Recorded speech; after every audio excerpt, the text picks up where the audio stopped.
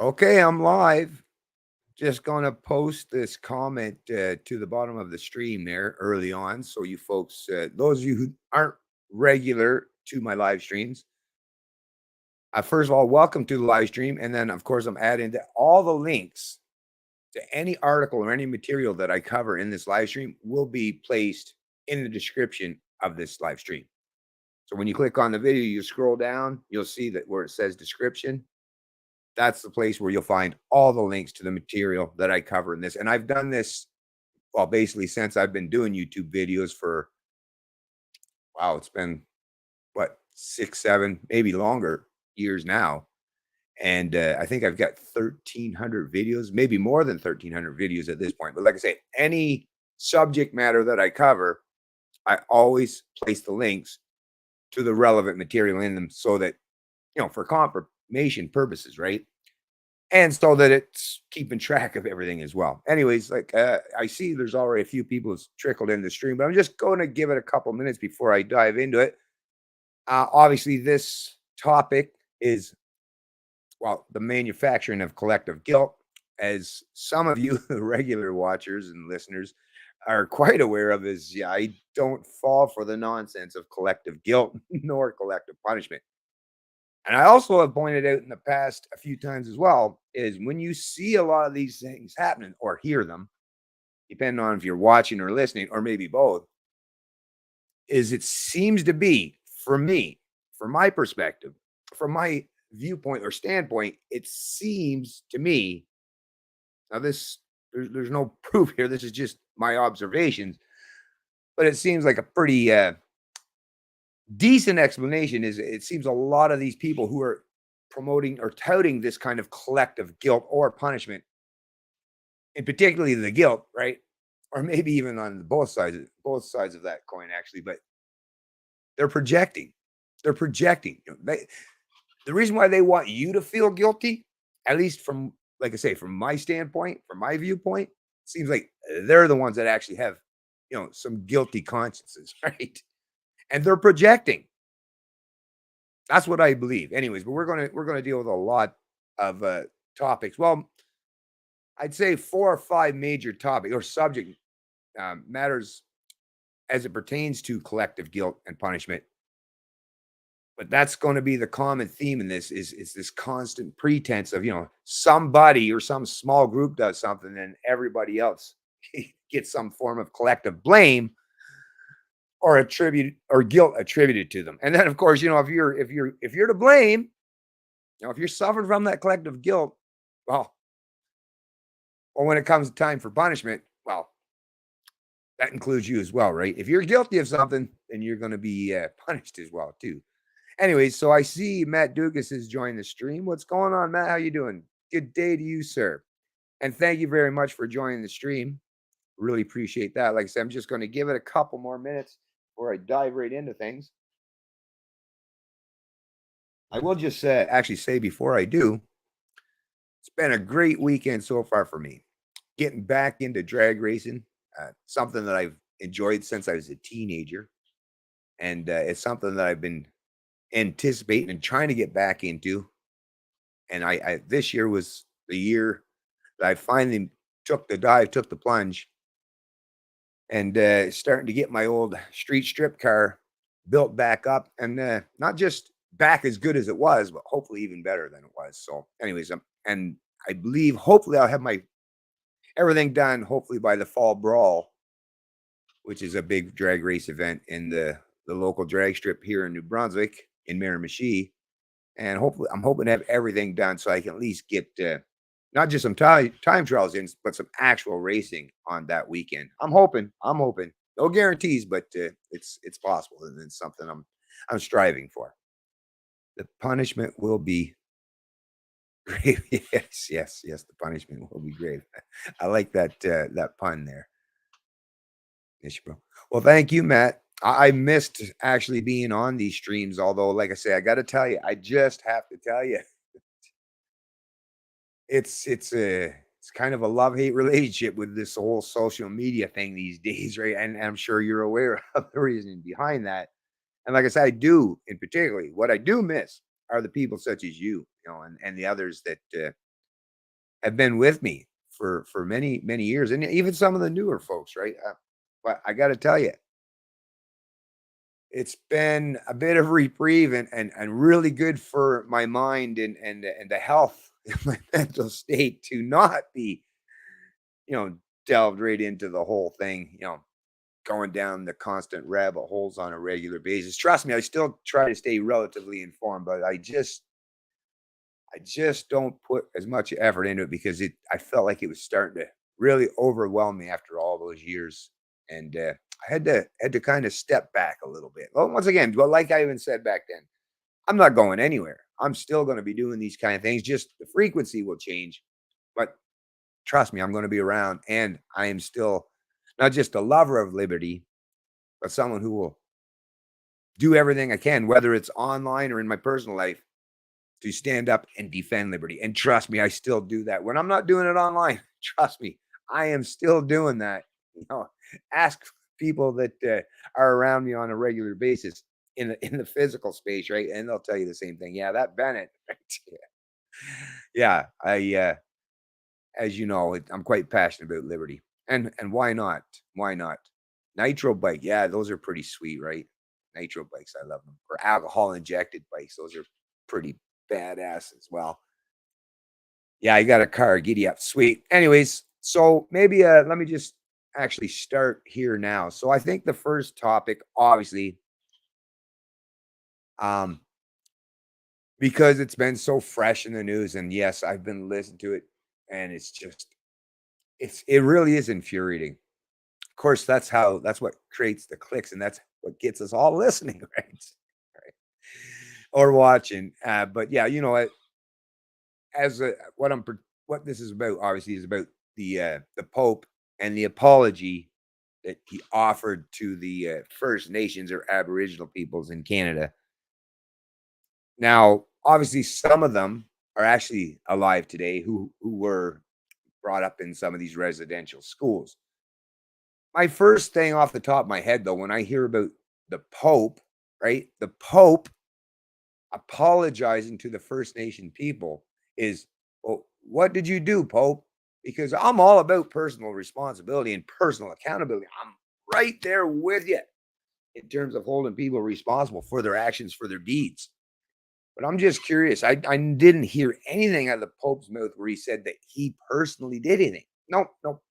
We're talking about a man, a human being that's apologizing for the acts of others, right? To me, that doesn't make a whole lot of sense. And let me just paint a little scenario for you, right? Let's say I did something wrong, and I don't know, my brother or a cousin of mine, you know, rather than me apologizing, some distant cousin or hey, maybe even a close relative like my brother or something chose to apologize on my behalf.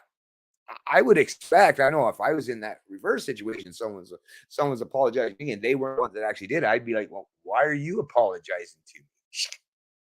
I want an apology from the one that actually committed that evil deed or that bad act, right? Where does it make sense? To me, that's the first thing that I thought of is where does it make sense for the Pope to apologize on behalf of others? Once again, does he have some internal guilt he's got to work through, or is this whole weird structure, right? This is the reason why I have a close personal relationship, or at least I like to think so, with God. To me, my relationship with God is between me and God. I don't need intermediaries. I find it actually quite strange and a weird situation, even growing up, right? Which is why I never really got much into organized religion. I considered it a very personal thing, and actually, I had people in my life, people like my grandmother, that kind of made it a more personal thing too, because I seen her even try to go to different, you know, um, different churches, Wesleyan, Presbyterian, Protestant, Baptist, right? All kinds of different churches that all read from the same Bible, but interpret in different manners. And I seen how, well, that's weird to have so many different variances and confusing messages as it pertains to words written on paper, such as what's contained within the Bible. But anyways, besides that, or should I say, in addition to the fact that it seems strange to me that someone would apologize for the acts of others, it's this whole pretense. So let's, like, to me, you got to break it down, try to compartmentalize so that you can think, because it's a big grand thing we're talking about here. So to me, how my brain works, anyways, is okay. Who are we talking about here first, right? So we're definitely talking about the Catholic Church or Catholics or the Catholic schools, the Catholic run residential schools. So we're already dealing here now with a tremendous amount of mysticism and belief, right? Then you have the First Nations people who typically, once again, I'm talking in the grand scale, not here down at the individual level, but typically, as far as I know, unless somebody can tell me otherwise and prove, actually, not just tell me, but prove otherwise, is that the First Nation people, I mean, until the white man, right, which is that's another vague descriptor, right, that doesn't do a whole lot of, doesn't serve a whole lot of purpose other than attributing collective guilt. But until the white man came to North America, right? I have to assume, and based on any evidence or historical context or documents that I've ever heard or read or been informed about, is the First Nation people didn't know anything about the God of Christianity, the God that the Christians believe in, right? Or Jesus Christ. Those are things that were invented by the white people or conjured up or constructed by particular people and of specific white races, of white cultures. Not all, of course, right? But so to me, it's like, so you got the First Nation people, you got the Catholics, the First Nation people, even though some of them today believe in God, which is, once again, just like the residential schools and all those terrible other things that the white people brought to the country, the colonizers, right? Well, they brought religion, Christianity too. So it seems quite strange to me that First Nation people or Aboriginal people would even care about, like, first of all, that they're believers in this white Christian God, right? Which they believe actually it gives them the authority, the white people, the bad white people, to go around and do whatever they want to help, usher in Christianity or bring it to the masses, to people all over the world, right? And you know that doctrine. We'll get to that a little later. But anyways, so you got the First Nation people, for some reason, beholden to, and not just willing to lend an ear, but to stand there and just pay astute attention and be basically hanging off the edge of their seat, waiting to hear an apology from a guy that's called a pope. That's basically a representative of this Christian God. That really, I mean, it seems a little strange right there. And then, of course, when you think about the other people, whether you're talking about the Trudeaus of the world, right? The other virtue signaling liberals, or some of the other, even people from the New Democrats, or even some of the conservatives. Well, conservatives, I guess you can kind of split a little bit more along the line, because there's a probably a larger percentage of conservatives who are still believers in God. But really, if you think about the kind of people, whether you're talking about in the media and academia, right? The talking heads, as it pertains to all this thing, this whole reconciliation thing, is, if you asked, I'm not saying every one of them without exception, but if you ask the overwhelming majority of these people how they would identify, most of them would say they're secular in nature, right? And not real believers in Christianity. And a matter of fact, progressives typically are completely against that kind of belief, that kind of mysticism, right? These are people, supposedly, especially the progressives, who claimed to have a mind that functions off objectivity and have a science-based approach to things, right? Well, that seems a little bit strange to me then, when you have all these people that really typically, historically, and even in today, even in the culture today, wouldn't typically be the kind of people who'd be believers, right? Of God or Christianity, right? And I am dead serious. If you ask these people to their face, almost every one of them, without very many exceptions, will all tell you basically what I'm telling you right now, is they're not big believers. But yet, for this example, for this spectacle, for this show, boy, the words of a man who's a representative of God, of Christianity, right? That mystical concept. Boy, they seem to be big believers now, aren't they? That must be really, really, really difficult to deal with that kind of logic roaming around in your head. There's no consistency there, right? There's no consistency. There's no first principle basis to formulate any of your thought processes when you're talking about or talking out both sides of your mouth and suggesting that you're all about objective reality and science, while at the same time claiming that, well, here's this representative of God, of this mystical being, this entity that's not even of this world, right? And once again, this is not saying you should believe or not believe. I'm just taking the standpoint of trying to get in the minds of these people and to kind of stop or at least present what they're trying to put forth to us, to society at large, is yeah, a bunch of non-believers, right, are basically not literally, but proverbially pounding on the Bible, saying this is what must be done. An apology from the Pope. And like, what is that? That's another thing. What is that going to do? What is that going to lead to? Right?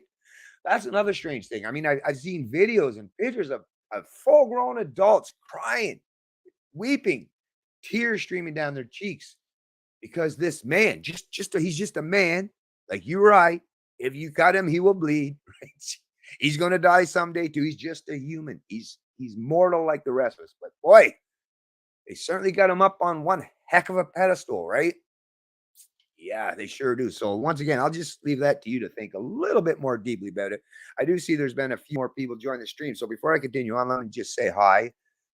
What's going on, Fraser McBurney? Very nice to see you, and glad to know that you're happy to see me back as well. And thanks for joining the stream. I appreciate that. Healer, thanks for you joining the stream as well. Good afternoon, sir, from Miracle Beach, BC, Canada. Right on. Actually, we're going to be talking, dealing with your particular the next neck of the woods here shortly. I think that's going to be the second particular um, thing that I'm going to be dealing with here. So yeah, so we got Rob Padley. These governments are dishonest traitors. Religion is corrupt. I follow the King James Bible. Jesus is king. The Pope works with Satan. Like right on, or the Pope, I guess is what you meant to say. But yeah, thanks for your input, Rob Padley. I really appreciate it. Like I say, I've got lots to say about this, but I just wanted to first and foremost, let's just bring up, or yeah, actually, I will bring it into the stream. Or actually, let me just read this. This so like I say, all of this stuff is going to be placed. I'm just going to try to go through this, you know, not make it such a long-term thing so that we're kind of go through this stuff a little quicker. Anyway, so this is a CBC article from Edmonton. Pope Francis apologized for forced assimilation of Indigenous children at residential schools. In the name of Jesus, may this never happen again in the church. So, I mean, right away here, I mean, I'm just thinking like you read the headline. So, apologizes for forced assimilation of Indigenous children at residential. So, we're talking about forced assimilation. Now, there are some people in this country who are independently wealthy and have found ways or areas to get away from the public education system in this country, but it's very difficult, profoundly so, to avoid it, especially if you're, among the poor or the working class, right? I mean, the government takes a bunch of money from you through taxation, theft, to pay for this education, although I would suggest indoctrination system. Although I won't deny that you don't get education. Yes, you do get some education, right? But you also get a whole lot of indoctrination as well. But I mean, you're talking about the fact that, whether you're talking about First Nations or Indigenous children, every one of us, with very few and rare exceptions, were basically forced to assimilate to the culture of statism, not the culture of whiteness. That's just weird. Just saying that even right there is like whiteness. What is whiteness? Can you define that for me? Because I haven't heard anyone do a good job of that as of yet. But yes, forced to assimilate into the cult of statism. And if you doubt me, well, this is an easy premise to prove, right? Or a thesis. If I want to prove my thesis, all I have to do is just go out and not even just do surveys, but observe full-grown adults that are existing in this country today. And you'll notice, and I'm sure you all have, that the overwhelming majority of them are major believers in the cult or the religion of statism. And the reason why that is because every one of their peers, once again, with very, very few and rare exceptions, were all indoctrinated or forced to assimilate to the culture of statism, where government is your authority, right? Definitely not God, because that was the whole point of, or at least that's the pretense, was the whole point of the separation of church and state was no, we don't want to get people to believe in these mystical, weird, these crazy abstract concepts of some magic man in the sky. No, they want you to believe in this strange mystical concept where actually real human beings have authority over you. Now I'll ask you which one's more of a threat to your livelihood, or your personal wealth. And I would definitely suggest those human beings on the ground in positions of government, right? That actually have, minions of order followers and enforcers, armed ones all add, that will do their bidding and make sure that you're doing exactly and precisely what they say. Or at least if you get caught, or they're privy to what you're doing wrong, or if you're sinning against the state. Anyways, let me just read just a little bit here. The first day of Pope Francis' penitential pilgrimage began with a heartfelt apology delivered at the site of one of Canada's largest residential schools and ended 8 hours later with blessings and songs at an intimate service in the only designated Indigenous church in Canada. The only designated Indigenous church in Canada. Okay. In a morning event in a First Nations community in central Alberta, Pope Francis apologized for members of the Catholic Church who cooperated with Canada's devastating policy of Indigenous residential schools. He said the forced assimilation of Indigenous peoples into Christian society destroyed their cultures, severed their families, and marginalized generations in ways still being felt today. And once again, whether you're talking about for the First Nations people or the rest of society at large, I would say that that's completely applicable. Why the division? Right? I don't know. Well, yes, I do know, but we're just going to kind of go along with this pretense that it's all about just helping the First Nation people for now. Right? Listen to what's being said here. I humbly beg forgiveness for the evil committed by so many Christians against the Indigenous peoples. So he is humbly begging for forgiveness on behalf of people who did something wrong, when I don't hear him suggesting that he did anything wrong per se, right? That's a really, really strange thing to be doing. To applause from those gathered, the Pope repeatedly begged forgiveness for actions of the past supported by many members of the church, which created the disastrous error and deplorable evil of residential schools. So, anyways, I'm just going to close that one because there's lots more. Now, here's another thing. Here's another aspect of this. And of course, we heard Trudeau himself bring this particular word to the equation. And once again, guilt, or should I say shame? Shame. That is a very useless emotion. And really, guilt is fine. Shame is like baggage that you carry around with you for life. And it only has one true effect, and that's to cause harm to you. So the fact that Trudeau and these others are trying to not just guilt you, but place shame on you or anyone else who shares, the faith of Christianity, or is a Catholic participant or contributor to the church, or just attendee to the church. Like I say, this is the kind of collective guilt and shame that I think it serves only one purpose, and one purpose only, and that's to make them feel and gain superiority over you, and for you to not just be humbled, but disenfranchised, beaten down, um, feeling less than a human being for such terrible things. Because we're not just talking about simple words of, oh, you did a bad thing. We're think about the kind of words that's being used and expressed. And not just that article, but listen to this one. Actually, let me bring this one up because there's a little video contained within this. So let me bring this one up. Share screen. Yeah, here we go. So as you can see, the article here, the headline, and like I say, we'll play the video here in a minute. Pope says indigenous people suffered genocide at residential school. Genocide, right? We're not talking about now just, mass killings, right? Even that on its own. Was it targeted mass killings?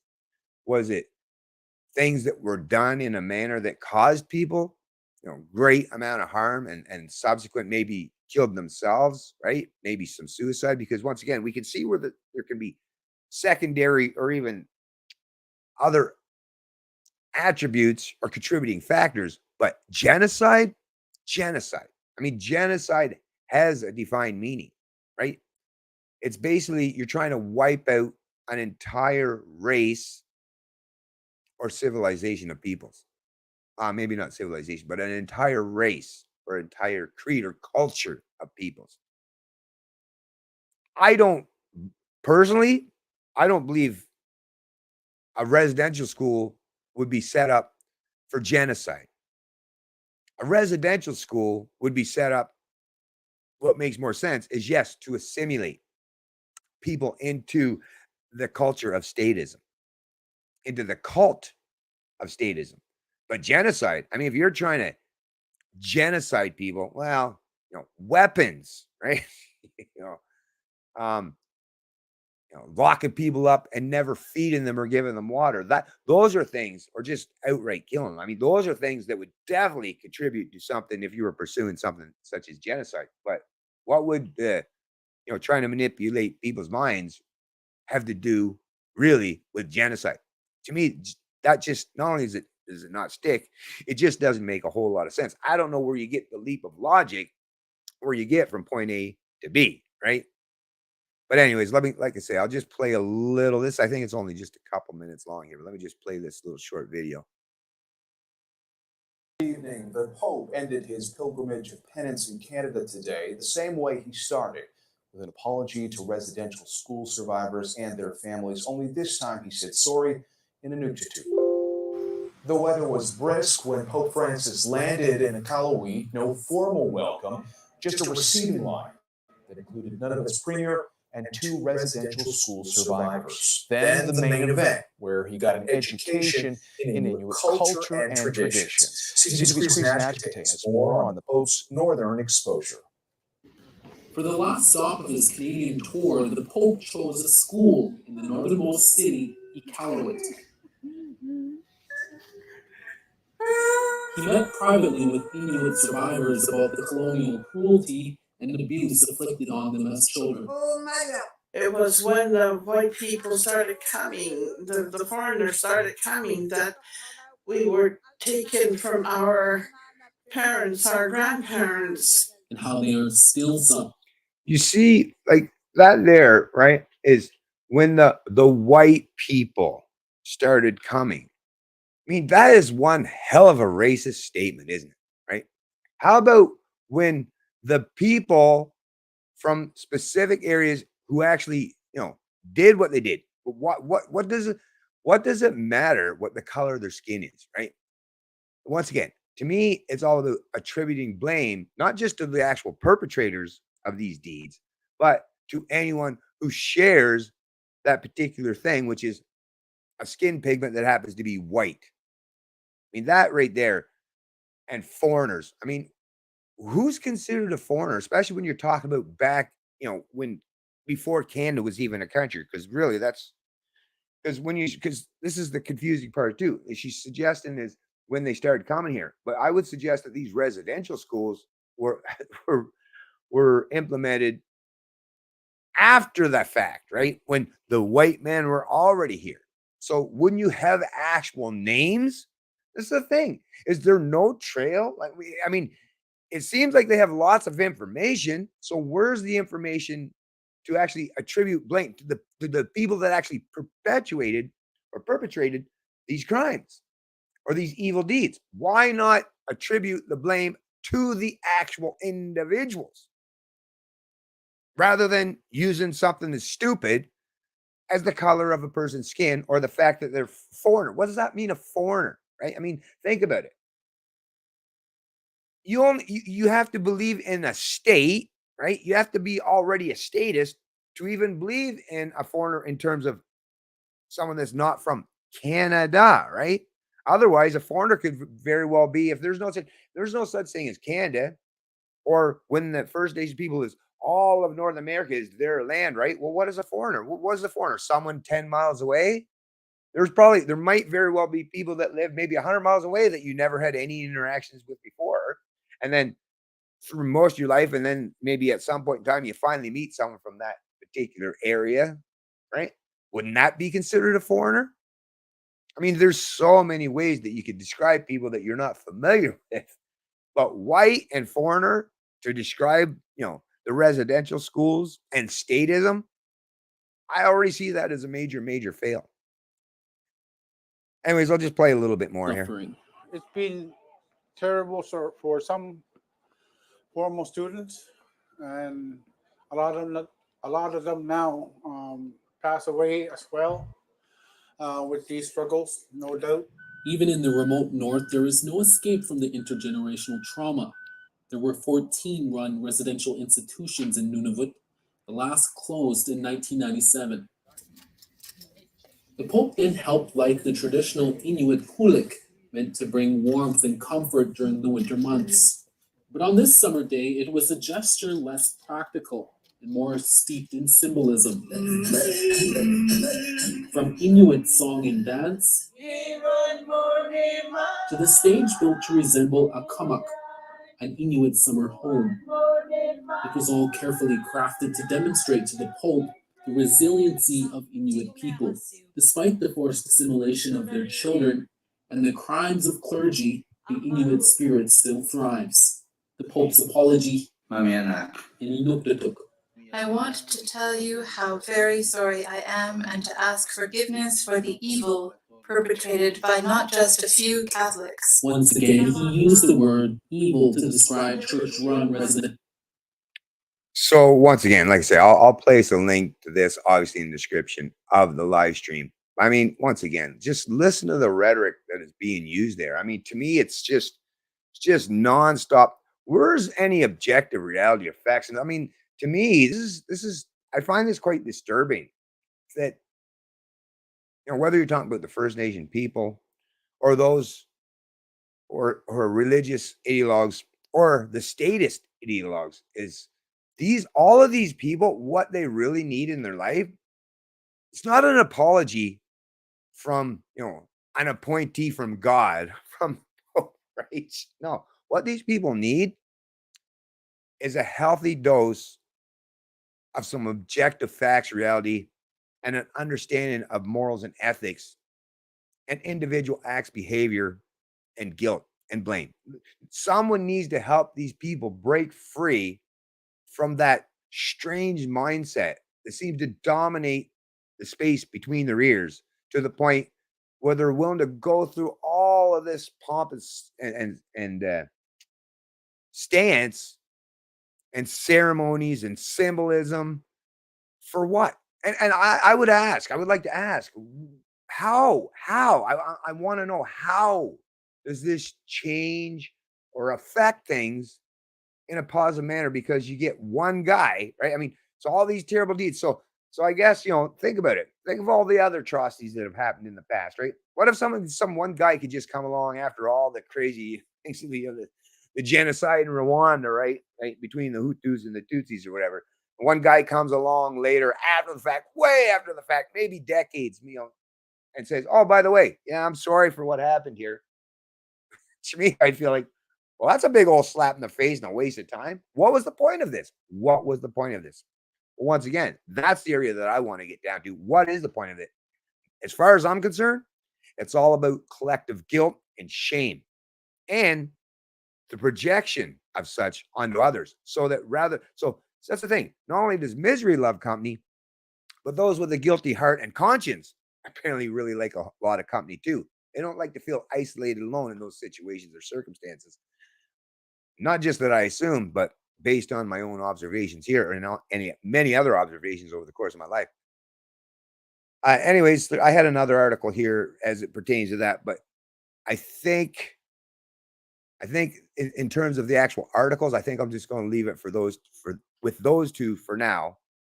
Let me just check back in here at the strap. The bottom line is it's all about the money. Get in line with your handout. Now that actually does tend to make a whole lot of sense. If you get to the fact where once you get the apology, once you get the admission of guilt, right? What comes after that?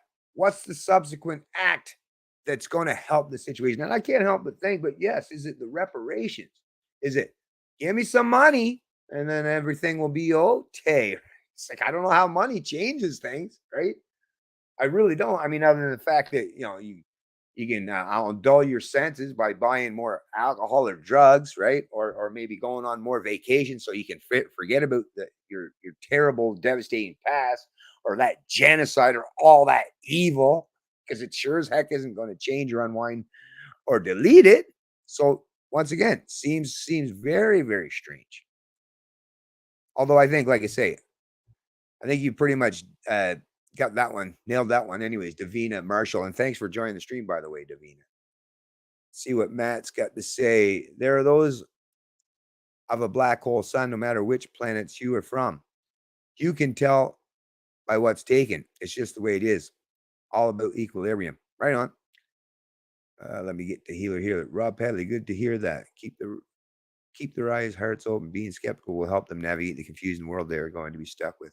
Anyway, so you guys are just talking amongst each other. Okay, so I'm going to move on now to the next point of contention. And I mean, I've dealt with this subject matter for quite some time. Just look back through my past live streams in particular for anything COVID related. But, when new information comes to light and admissions of some massive failures in the past, yes, of course, I'm going to take my time out because once again, COVID was another thing where collectivism, collective guilt, and collective punishment reared its ugly, ugly head.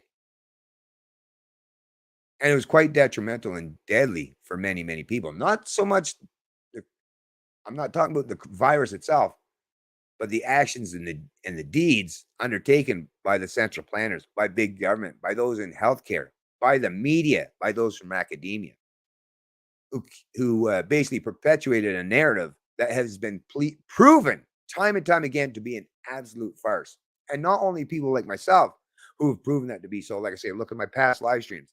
I've debunked so much of the narrative. There really isn't a whole lot left, except a few things like this. And I've even covered this a little bit in the past, but I figured, hey, let's get it in there since it's even more prevalent today. I mean, this is some pretty wild stuff here, folks. So like I said, let me get to it. I'll bring this actually right up onto the stream.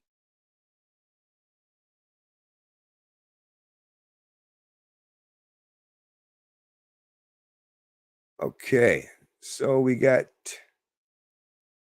just making sure that's there. Maybe I'll make it actually into a little bigger screen. Let's see this one. Actually, no, that turns it into a smaller screen. We put it back here. Put it a picture in picture then. Put me at the bottom down there so you get a little bit bigger picture quality here so you can see it better. So I'm going to read a little bit of this for you here, folks. So BC CDC removes data on COVID-19 infection outcomes by vaccination status from dashboard. This is reported by Ian Holiday, July 30th, 2022. The BC Centre for Disease Control has stopped reporting cases out. Sorry, let me start that again. The BC Centre for Disease Control has stopped reporting case outcomes by vaccination status on its COVID-19 surveillance dashboard because the data has become hard to interpret, in quotes, according to the Ministry of Health. A note placed on the dashboard's introduction page Thursday indicates that the outcomes by Vax and Vax donut charts pages had been retired. The note did not indicate why the data was being removed, so CTV News asked the ministry for an explanation. An emailed response from a ministry spokesperson read, in part, these indicators were initially created because we wanted to identify breakthrough infections as we were ramping up the vaccination campaign. As most of the population has now been vaccinated with at least 2 doses of vaccine, and many more have been infected with COVID-19, the data became hard to interpret. So just because people get infected, how does that make the data hard to interpret? That seems quite strange. But anyways, let me continue on. The pages in question showed the number of people across various age groups who had been hospitalized, admitted to critical care, or died over the preceding few months, sorting each age group by vaccination status. They also provided age standardized rates of hospitalization, critical care admission, and death for people with different vaccination statuses in BC. What the data showed. As recently as last week, the data showed higher rates of adverse outcomes for unvaccinated people than for people with 2 doses of vaccine, and higher rates for those individuals than for people who had received at least 1 booster shot. These findings were not always immediately obvious, however, given the massive difference in the overall size of the vaccinated and unvaccinated groups, and the fact that the various Omicron variants that have been the dominant strain of the coronavirus this year are good at infecting vaccinated people. So they're telling you now. I'll get to the point where I'll explain this, better for you. But let me get to this really important part that I already had highlighted, because this is just mind blowing. So they're basically trying to tell you there initially is it's the adverse outcomes for the unvaccinated were had higher rates, right, than for the fully vaccinated or even the fully vaccinated and boosted. But where do they get that measurement from? Oh, it's down here. It's down here. But let me just get to this part right here. So in raw numbers, the vast majority of people testing positive for COVID-19 ending up in hospital, requiring critical care, and dying from COVID-19 in 2022, according to the dashboard, have been people who are vaccinated. Right? Confused yet? Well, not if you've been paying attention to my live streams for the last couple of years. You would know exactly where we're going with this. But anyways, let me just continue on, because I know there are quite a few people in this country who haven't. Matter of fact, the overwhelming majority of people. And yeah, by the way, I will point out too, you can follow my live streams all the way back to the very beginning. And I'll even point out, even before some of the big names and personalities that get a whole lot more views than I did, I was out front before the overwhelming majority of them, pointing a lot of this stuff out. So got to give myself a little pat on the back, at least for that one. This is almost entirely due to the fact that the vaccinated group is so much larger than the unvaccinated one. Among adults, 94% of British Columbians have had at least 1 dose of vaccine, leaving just 6% or fewer than 300,000 people, according to the latest population estimates from Statistics Canada, in the dashboard's unvaccinated category. Looking at rates of adverse outcomes per 100,000 people in each group consistently showed more unvaccinated people than vaccinated ones of the same age ending up in hospital, in critical care, or dead. So notice that it's not just per 100,000. Look at how they're setting up their way of measuring this. So total, like there's lies, damn lies, and statistics, right? Mean, medium, and mode, right? All that stuff. Anyways, so basically the way they're setting it up is it's per 100,000 and in the same age group that are ending up in hospital and critical care or dead. So think about it. So the reason why that's an easy thing. That's an easy thing without them actually properly articulating and explaining that, which they do not. I've read this article. They do not go to the bother, and for good reason, no doubt, of properly explaining to you what, but I'm going to do it for you now. So basically, if you have people who we know are in that most vulnerable or susceptible group, so really, really old people in their 70s or 80s or even 90s, right? Or those with multiple comorbidities, or those who are immunocompromised. And like I say, most of them would all be in that very old or that elderly range in terms of the age category. And yes, I even believe that, yes, it is very, very much understandable and makes complete sense that among that particular cohort, that yes, having a vaccine so that you get a specific dose of COVID, right? Because in the vaccine, there's a specific dose, there's a specific amount of the virus or a specific code. It's been done in a specific matter, no matter whether you talk about, whether you're talking about the dose or how it's going to affect, your immunity or respond to the virus. It's been programmed, it's been determined, studied in a lab, right? And how it's going to attack or fight against the coronavirus and protect you from it. So yes, by having a very targeted approach, right? Of course, rather than, if you're unvaccinated and in one of those long-term care facilities and you get a huge dose of COVID, right? From a lot of multiple people maybe going in your room and all that circulating in the air. If you got a huge dose and it's done over a very long, prolonged period of time, it makes sense that yes, you may very well be one of those people that have the potential for having a more severe outcome. No doubt in my mind about that. But, and here's the big, big, big but, right? Big old but is outside of that very, very, limited portion of our population, which we all know, like I say, the aged, the elderly, the immunocompromised, that actually have lots of comorbidities as well. Those are the ones who have succumbed predominantly to the virus. You're talking about, the rest of the population, which represents the overwhelming majority of us, right?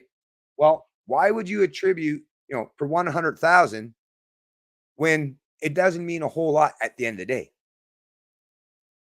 So even if like I say, even in that setting, if there are more unvaccinated, and that's the other thing too, the fact there's supposedly in BC, there's only 300,000 people who aren't unvaccinated. And if they're doing the measure per 300,000, like that's only times 3, 100,000 times 3, right? So it doesn't mean, so that number is going to be quite small, which is why when you see the actual, so you got to go back up here, remember, in raw numbers. So when you see the actual raw numbers where it says, let's say there are 1,000 people in hospital, and out of that 1,000, 900 and some of them are fully vaccinated, and less than 100 are the unvaccinated. Well, the raw numbers suggest that, well, the hospitals are being overwhelmed. Like, doesn't matter per 100,000 because you're still going to have a much, much smaller actual number when you're talking about the unvaccinated. And yes, because of the fact that the overwhelming majority of people are vaccinated. I'm in agreement there. But the reason why the vaccinated are the ones that are actually causing the most harm to not just the healthcare system, but representing such large numbers is because they themselves, obviously the vaccine has not done what it was intended to do. I mean, if they're still showing up in the hospital, still having severe outcomes or potentially dying, well, then the vaccine didn't do what the promoters or the providers or the healthcare experts touted, especially early on, what it was meant to do. So like I say, if you got 1,000 people, 900 of them in that hospital or in any hospital setting, think about the fact in a hospital setting, you have X amount of beds or capacity in the ICU.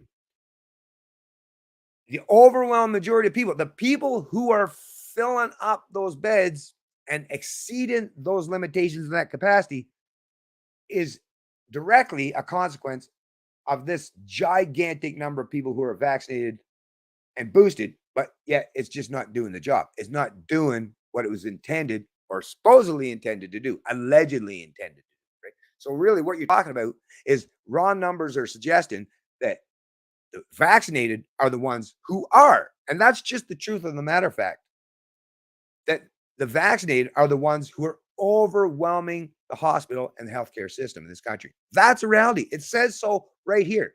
Now, like I say, you can get into, manipulating the numbers, right? Playing this per 100,000 things. But at the end of the day, if you're a nurse, an orderly, or a doctor in your hospital and you see 100 patients come in with severe outcomes, happen to be hospitalized, right? Maybe even put on the ice in the ICU, or maybe even dying from COVID. And if the overwhelming majority of those people, that 100 people coming in there, are fully vaccinated, that's what you're seeing. That's what matters. Not, well, wait a minute. Well, even though there's only 10 unvaccinated people here in this hospital, and we had enough beds, for so many people, but no, it's the 10 that's screwing everything up, not the 100, right? No, no, no, obviously, but that's the thing. They're literally trying to suggest it's the 10 people's fault, not the 100. I mean that just doesn't make any sense whatsoever. Anyways, there's a little bit left here. But like I say, the fact they're using the 100 per 100,000. I mean, what is the point? What is what the point is rather than just admit this is what's taking place, folks. Rather than just admit that no, people like Bennett and not just people like myself, but the epidemiologists, the real experts, the people in the healthcare fields that were pointing things out that I've been pointing out for a long time now, rather than admitting that they were right, our experts, and we were wrong, they're just trying to double down or manipulate things to so that they can move on, right? Move that goalpost just a little far enough so they can move on to the next, fear factor or hype, some sensationalized clickbait article to get you in a heightened state of fear while you just move on and don't even think about the fact that they lied to you throughout this whole time. They lied to you. The people who were overwhelming the healthcare system, and that's the other thing too.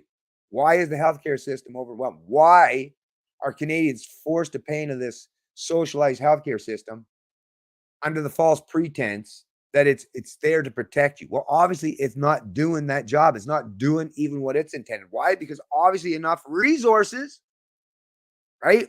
Or is it the fact that's the other thing when you're talking about government run something, we don't even know, is it the fact, is there enough resources, or is it the fact that it's being run by government, right? All the wrong kind of people and the wrong incentive structure, right? Things that are done by way of force or taxation or theft, doesn't work out nearly as well, obviously, as things that are done based on actual market fundamentals. And that's just a reality, and not just in healthcare, but in many other areas of our life as well. Why it was hard to interpret. The ministry gave three main reasons for its conclusion that the data had become hard to interpret and needed to be discontinued. First, it said the Omicron variant has made COVID-19 infection much more widespread, while also making data on infections less reliable. That doesn't explain a damn thing to me anyways. But anyways, with the Omicron variant, we don't have a complete understanding of the case burden in the population given the use of rapid point of care tests, the ministry said. So that would be the same for vaccinated or unvaccinated. I'm not seeing any distinctive variances or difference as they're pointing out between vaccinated and unvaccinated. Are you? Nope, not so far. So it's just more rhetoric at the end of the day. Very few people qualify for a lab-based PCR test under the province's current testing strategy, meaning the data on the dashboard, which only reflected information about lab-confirmed cases, did not reflect a complete picture of COVID-19 transmission in BC. So once again, it's not like the only people who are having PCR tests are the vaccinated, right? We all know that when you go to the hospital, you're getting a test for COVID, whether you're vaxxed or unvaxxed. So those numbers would be legit regardless, right? So once again, just pure manipulation. Second, according to the ministry, many of the cases in the hospital are incidental findings. So here, that's actually starting to come up right here. Health officials have previously estimated that about half of the people reported in hospital with COVID-19 at any given time were hospitalized for reasons unrelated to the coronavirus and tested positive incidentally. The ministry did not elaborate on how incidental hospitalizations, which have been included in the province's hospitalization count since January, rendered the data on the dashboard hard to interpret. Of course they didn't. They don't have an answer for that because they're lying through the teeth. See, this is the problem when you're lying, right? Your line of reason, the logic, there's no consistency. There's no way to get from point A to B because it's just like a big zigzag. And yeah, if you don't remember the zig, when to zag, it's going to be really hard. So they're like, let's just move on. Let's just move on. Third, the ministry said the timelines of when different groups of people received their last dose a vaccine and or when infection occurred are not quite variable, and comparing provides inaccurate results. In place of the removed dashboard pages, the ministry referred CTV News to vaccine effectiveness studies summarized on the BC CDC website. The most recent of these was posted on March 8 and references data collected from September 2021 to February. That's a pretty limited timeline, right? Nearly 6 months ago. Vaccine effectiveness is a more rigorous, and systematic way to assess the vaccine outcomes. So once again, just moving of the goalposts once again. And yes, this article will definitely be linked in the description of this video. So like I say, if you got those people in your life, and we all do, and if you still have any kind of working relationship with them, and if you can find a way to deal with this in a tactful, not such a harshly confrontational way, this will help them out tremendously because it's coming from their thought leaders, right? And it basically is an admission of guilt without actually coming out and saying, yeah, we lied to you. So I mean, it's right there. It's right there for you folks. It's right there for you and for anyone else. The information is there, right? You can lead a person to knowledge. You can't make them think, but it's there. It is there, and it's undeniable. Now, I will just bring up that I stumbled across this, and I do notice there's quite a few amazing contributors on the Substack. Great place to go if you want to get some alternative news and information. I'll tell you, even some of the people that the people that became disenfranchised and just sick and tired of the lies and the BS espoused by the dominant platforms, and not just social media, but the establishment media as well. A lot of them have congregated over to places such as Substack, and they're contributing great troves and massive amounts of information and data for us to push back against, like I say, the mainstream. I don't like calling them mainstream media. I call them the establishment, right? The established media. Anyways, this is actually, let me bring this up for you folks here. I thought this was a great article, and I figured let's just do a little reading up here, just at least a little bit there, right? So this is unreported truths. More disappearing COVID vaccine data. Add British Columbia to the government trying to hide the reality that the mRNA jabbed make up the vast majority of COVID hospitalizations and death. So this was reported by Alex Berenson 18 hours ago. So that was, I believe, yesterday. What's today? The 1st. So what was it, the 30th or whatever? Anyways, like I say, all this stuff will be linked in the description of the stream. If at first you don't succeed, hide the numbers. Until Thursday, the Canadian province of British Columbia provided a clear breakdown of hospitalizations and death by vaccine status. Each week, the BC Centre for Disease Control offered up an updated count of vaccinated, boosted, and unvaccinated people who had been hospitalized or died. British Columbia, and I will point out too, folks, that it's not just British Columbia. I mean, the Ontario dashboard, it was the same thing, showing the same thing. And I would suggest, I didn't go through all the provinces, but I would suggest that you're going to see the same type of thing in all of them, because it's not like BC or Ontario are some exceptions or outliers, right? We're all people at the end of the day. So this would be basically the same no matter what jurisdiction you're talking. I'm not saying there's no such thing as exceptions, but as the general rule and how the actual outcomes are, as for a generalized statement, is yes, it's definitely the vaccinated who are filling up the beds in hospitals and ICUs in much higher numbers than those terrible unvaccinated people, right? People like myself. British Columbia presented the data in what it called Vax donut charts, because the chart looked like donuts and were stratified by COVID vaccine status. Crazy, I know. Here's a Vax donut chart for May, for example. So as you can see, actually, I wonder if I could just click on this picture here. Okay, so here it is. Yeah, make sure you folks can see that. Yeah, you should be able to see that. So this was from April 10th to May 7th. So as you can see here, hospitalizations, critical care, and deaths. Vaccinated. So the unvaccinated, what is this?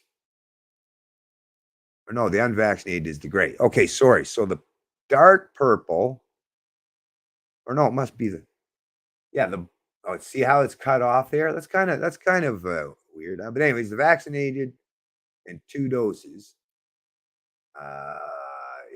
So I would assume that's the black one here, right? Then the vaccinated 1 dose.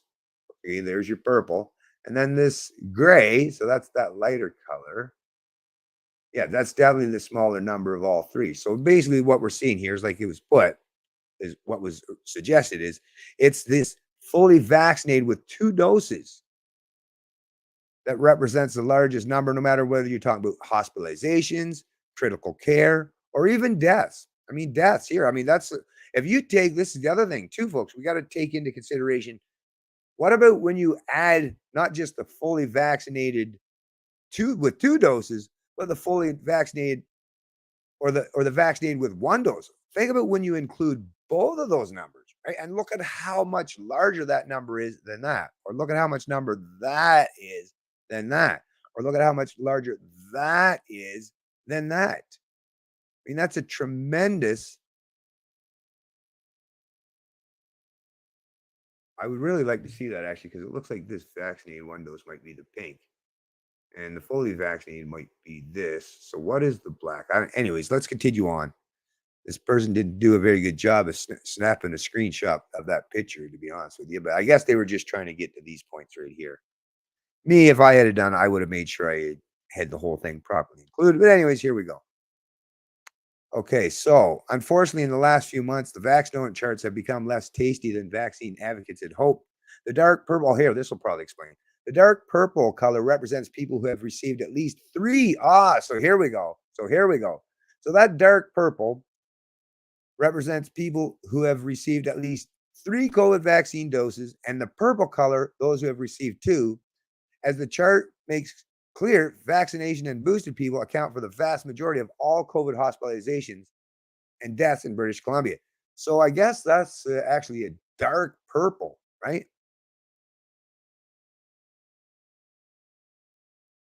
Because this is the unvaccinated here.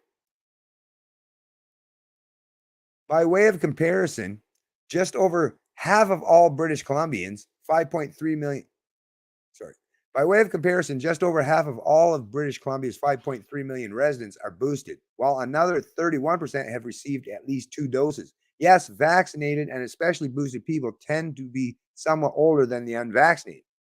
Still, the fact that 75 to 80% of all deaths, so here it is, folks, right here.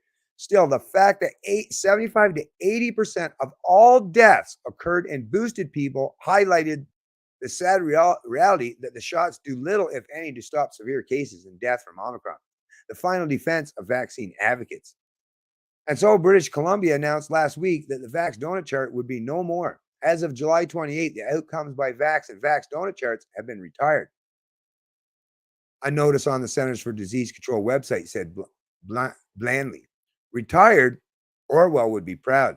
Worse, the chart from earlier weeks also seemed to have disappeared from the Wayback Machine, the internet's most crucial archive.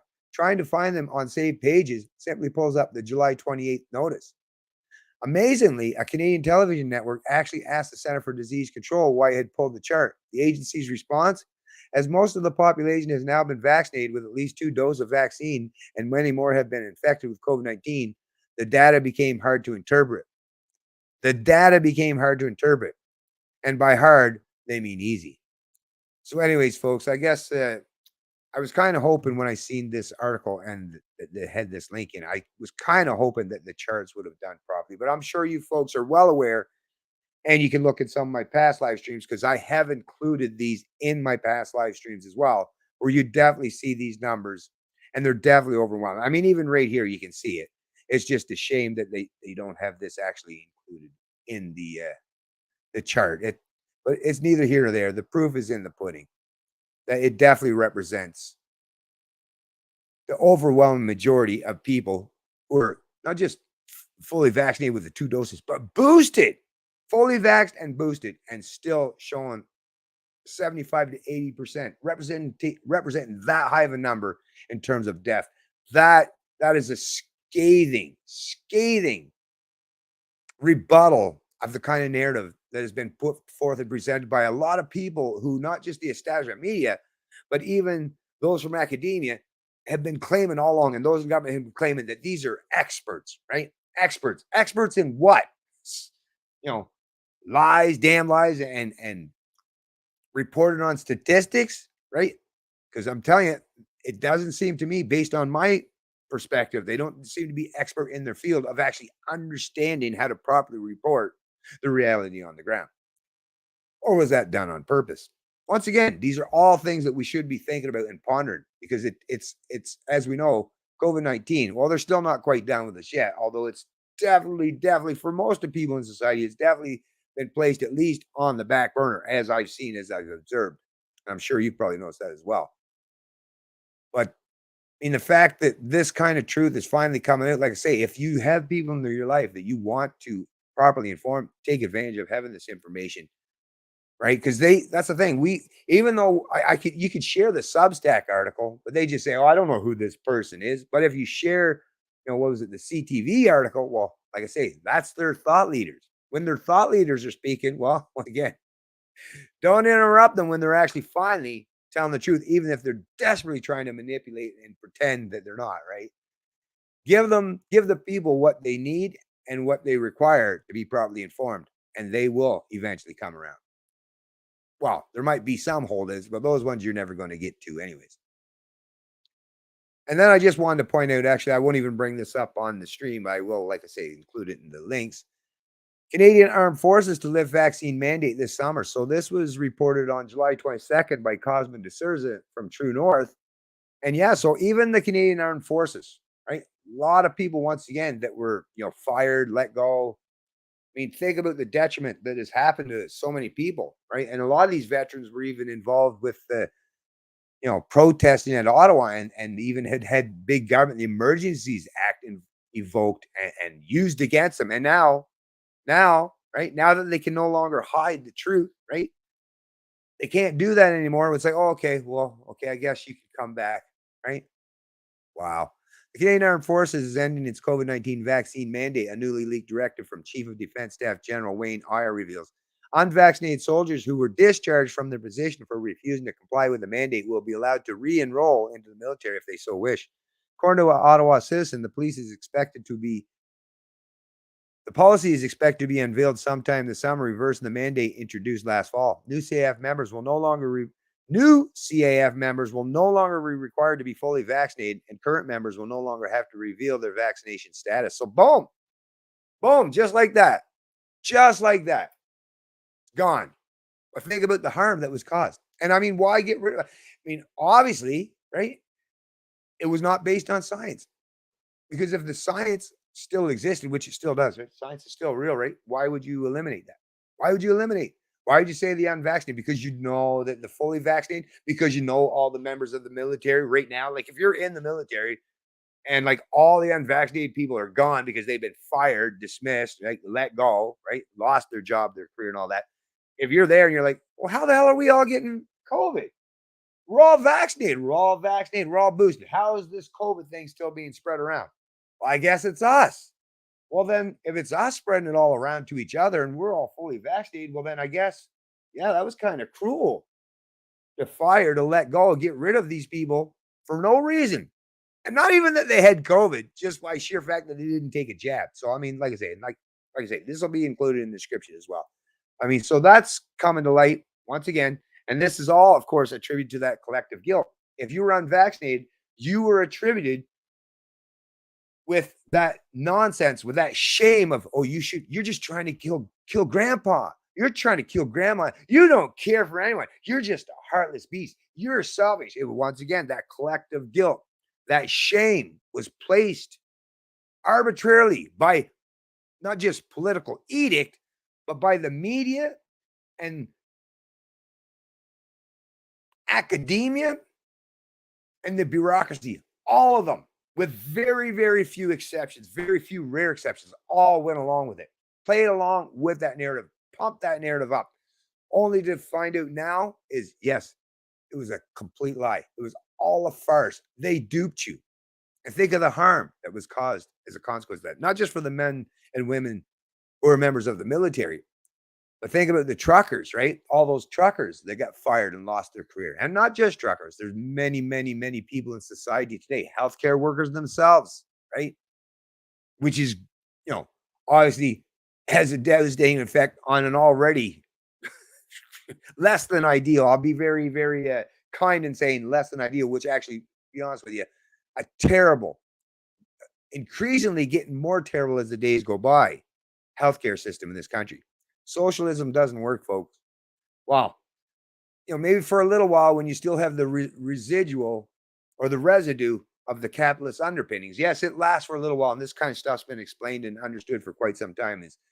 Your socialism might seem like it's going to work while you still have the underpinnings of capitalism, but once you've railroaded over and completely depleted the capitalism or the market entirely, as they've done in some of these big bureaucracies. Well, it's not very long until it starts to fail. And that's what we're seeing today. That is what we're seeing today. There's really not much in terms of the market or market forces or freedom at all, right? That's driving anything, especially when it comes to healthcare. This is the consequence of big government, of central planning, and people believing that they know better than you, right? About how to take care of yourself from cradle to grave. Anyway, so like I said, I'm going to move on to the next one. This one is a CTV article, which kind of goes right along with this. Not going to get better anytime soon. No end in sight for healthcare staffing shortage in Ottawa and Ontario. This is reported by Jeremy Sharon, CTV News, July 30th, 2022. Nurses and hospital staff describe it as a dire situation. While COVID positive cases aren't overwhelming the healthcare system like they did at the start of the pandemic, the virus is impacting the healthcare system in Ottawa and across Ontario in a different way now. This is not going to get better anytime soon. It's just going to get worse. And I think it's going to get worse quickly, said Ottawa nurse Christy Cowan.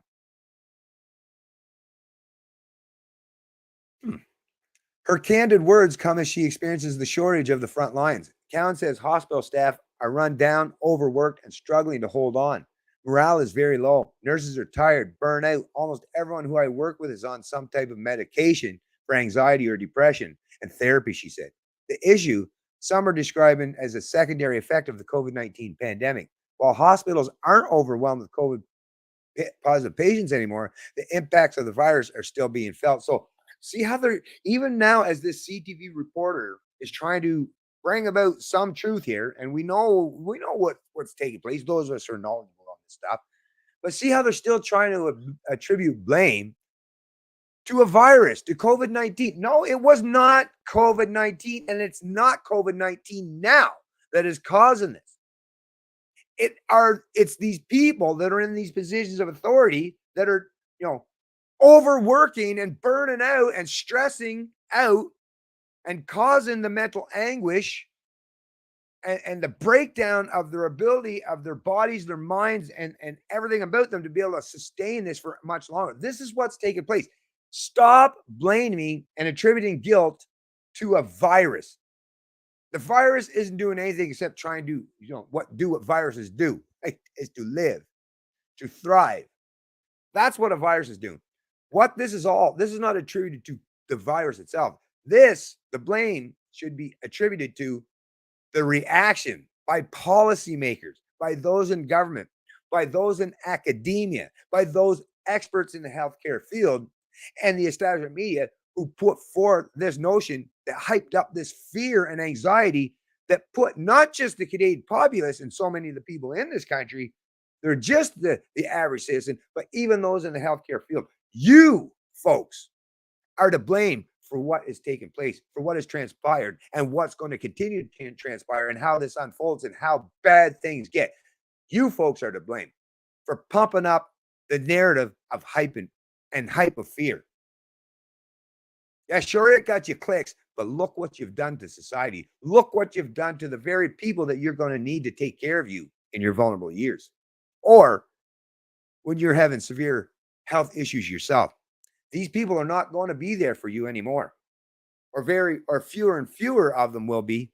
And the ones who are willing to do it are not going to necessarily be the cream of the crop. No, the wisest among them, the more astute, are the ones that are probably exiting and leaving at this point in time. Well, what you're being left with now is the B team, and maybe the C team, the D. You don't know how far that's going to go, but I'll tell you, at some point in time, you're going to find out. It's not COVID per se, because it's not sick COVID patients in the hospital. It's like the secondary impacts, said Dr. Kwando Kayarmenteng, a critical care physician with the Ottawa Hospital. We're seeing closures of emergency departments, ICU scaling back, struggling to get shifts covered. This is not a short-term solution issue. This is having meaningful and long-term solutions to build back our healthcare system better. Really, you had to go. Oh, said Dr. Isaac Bogart. This guy is this guy here, this doc. That's a character on his own right there, an infectious disease physician in Toronto. It comes as another COVID wave It comes as another COVID wave in the province has created another. It comes as another COVID wave in the province has crested, according to several experts, but they also say this stage of the pandemic isn't over yet. COVID is not going anywhere, and these problems we're seeing don't have easy solutions, unfortunately, said Dr. You see how they jump back and forth to quote two different, whatever they got to do to suit a narrative, right? Nurses don't need much reason anymore to leave the hospital, leave the bedside, and some leave the profession. With higher workloads, higher stress, and less time off, it's happening faster and faster, said Cowan. Now, despite the healthcare system suffering with staffing issues, one message from healthcare professionals has not changed at all. If you are sick and need care, do not hesitate to go to the hospitals. Anyways, folks, like I say, I'll place a link to this one in the description of the video as well. Let me just close up a couple of these articles here.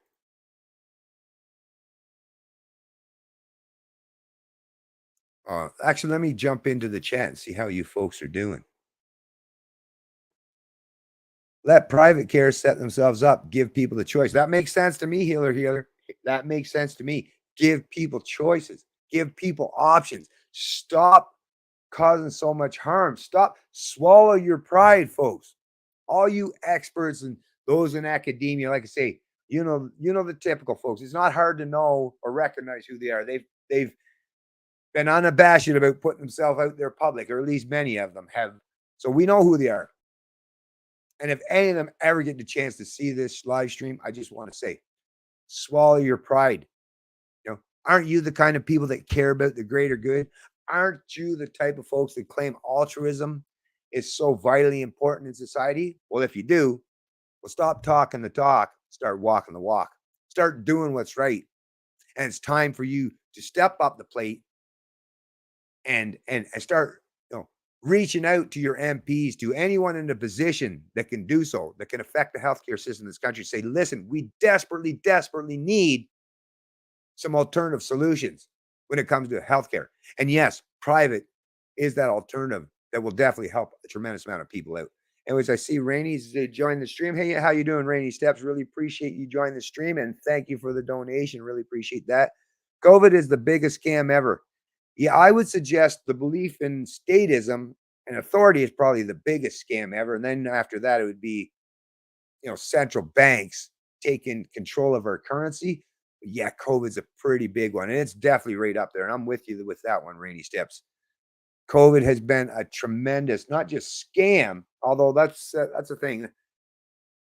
I agree with you there, but some people will take that word and twist it, to try to make it or suggest that you're not knowledgeable. But believe me, I know the difference, and so do you. And so do the ones that matter know the difference. And thanks for pointing that out. Anyways, let me just get over here to Sunwares. Thank you, Diane. I'm starting to heal now. Oh, okay. So I guess you guys were talking. Okay, here we go. Here we go. I just wanted to read this one here. My immune system was probably down. I lost my husband to heart problems at the beginning of COVID, mainly because the paramedics weren't experienced on using the non-contract equipment they were issued. Yeah, really sorry. Sorry to hear that. Definitely really sorry to hear that. I hate to hear anyone losing a loved one. It's tough. It's tough. What the heck? My notifications on both Facebook and YouTube didn't go off. Yeah, sorry about that. Official blasphemy, but I don't know. You could go and check the bell thing. Maybe your bell, maybe you might have to click that bell. And if you click on the bell icon, just check and see if it's saying sometimes or all. Because if you click on the all, from what I gather, most people, if you have that click to all, you should, although that's the thing, who can't say it for 100% certain, but you should be getting notifications.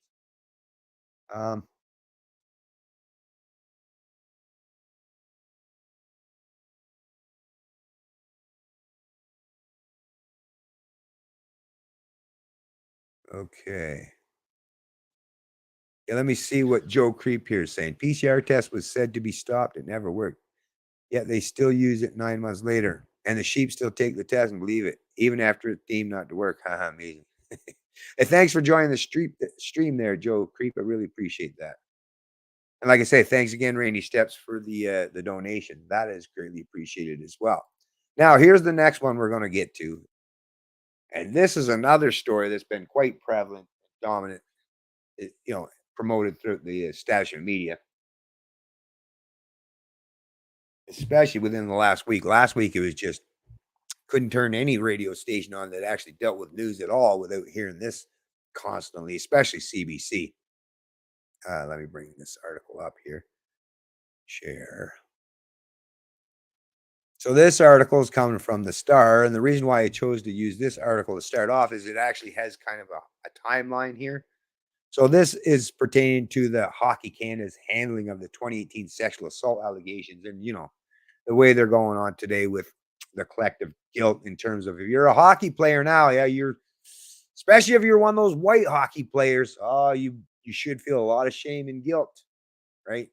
For daring to go into that toxic sport. It's just such a toxic place these days. It's just such a toxic culture.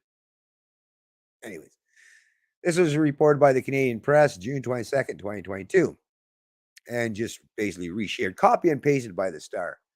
A timeline of Hockey Canada's response to an alleged sexual assault involving 8 players at an event in London, Ontario in 2018. January 5th, 2018, Canada's World Junior Hockey team defeats Sweden in the gold medal final in Buffalo, New York. June 18th, 2018, Hockey Canada Foundation Gala and Golf event begins in London, Ontario.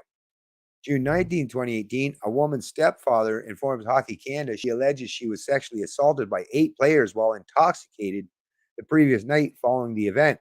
Hockey Canada says it informed London police, which opened an investigation.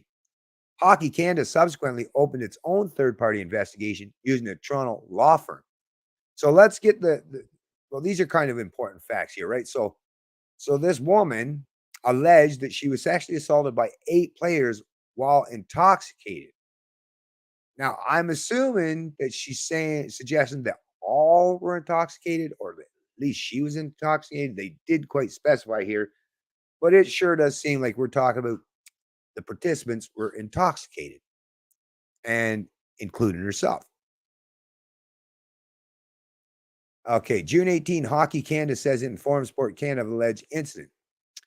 February 2019, Hockey Canada says London police informed the organization its criminal investigation was closed. Hockey Canada says the woman declined to speak with authorities or its own investigators. September 2020, Hockey Canada says it closed its investigation. April 2022, so a lot of time has transpired here, right? The woman files a statement of claim seeking $3.55 million in damages from Hockey Canada, the Canadian Hockey League, and the 8 unnamed players. May 2022, Hockey Canada settles the lawsuit with the woman for an undisclosed amount out of court. So a settlement was made. So at that point, one would believe that once a settlement has been made, that basically case closed and it's done. It's dealt with, right? It's been settled. Kind of the point of saying settled. May 2022, Hockey Canada CEO Tom Renney calls Minister of Sport Pascal St. Onge to tell her TSN will be breaking the story in the coming days. St. Onge says the conversation is the first time she's heard of the alleged incident or settlement. May 26, 2022, TSN reports the details of the alleged assault and settlement. June 2nd, 2022, St. Onge ordered a forensic audit of Hockey Canada to ensure no public funds were used as part of the settlement.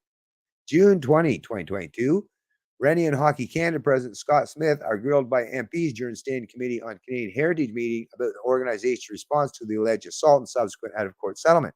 Smith and Renney testified the 19 players on the team present in London were strongly encouraged to speak with third-party investigators, but were not mandated to do so. Hockey Canada adds it does not know the identities of the 8 players in question. Smith also testified Hockey Canada has reported 3 sexual assault complaints in recent years, including the London incident, but wouldn't discuss the other 2 in front of the committee.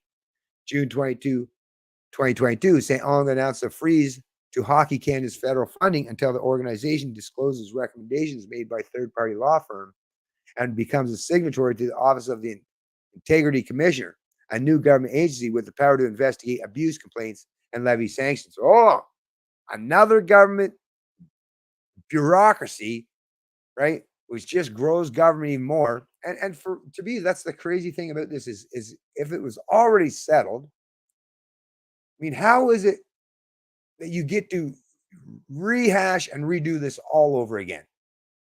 And to me, if this is going to be done, if there's actually actual just cause to take legal proceedings against these 8 players or any one or a number of these players, then isn't that something that should be done through the courts with legal representation? Because that's another thing we got to keep in mind here, folks, is everybody in Canada or the US or any modern developed democracy is that understands how rights and jurisprudence and the justice system works is we're all innocent until proven guilty in a court of law, not in some tribunal, not in some mock-up investigation by a bunch of people at a Hockey Canada, but gone through a court. And when a trial is actually going through the court, or not just the trial, but when the proceedings of charges or alleged criminal acts are going through it, there's lots of restrictions and limitations that are imposed on that, right? So there's bans, publication bans, so that the people that are involved, right? I mean, it's kind of hard to find a jury, right? When you have the media out there basically suggesting, and the way they're framing this issue is that these 8 people, they're all guilty. They should be ashamed of themselves. And not just them, but they're just part of that culture of hockey where I guess all hockey players are terrible, rapists, misogynists, sexist, right? Sexual deviants. Is that what's to be suggested here? It sure seems that way. And if you listen to the way the media has been presenting this and putting this forward, that's the way it's coming across to me.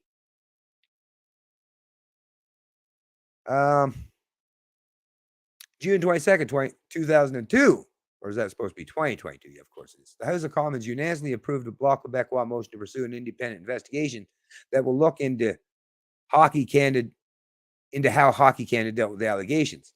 June 28, 2022, Scotiabank announces it is pausing sponsorship of Hockey Canada until the financial institution is confident the right steps are taken to improve the culture within the sport.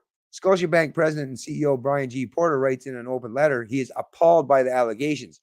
Retail giant Canadian Tire and telecommunications company TELUS followed suit later in the day, withdrawing support from the pandemic-delayed World Junior Hockey Championship in August.